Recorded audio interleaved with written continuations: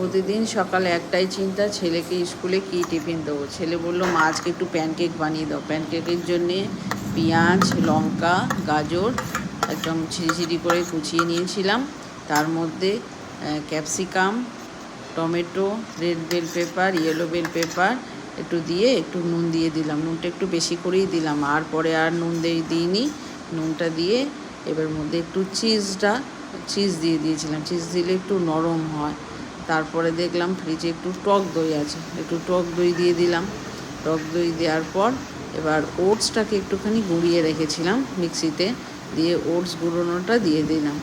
দিয়ে এবার ওটার মধ্যে 2টো ডিম ফাটিয়ে দিয়ে দিলাম।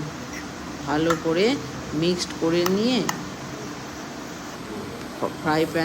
ফ্রাই প্যানে হালকা করে তেল ব্রাশ করে এগুলো একটু দিয়ে দিলাম, অল্প তেলে দিয়ে দিলাম, আর একটু সস দিয়ে দিলাম। Ready tiffin.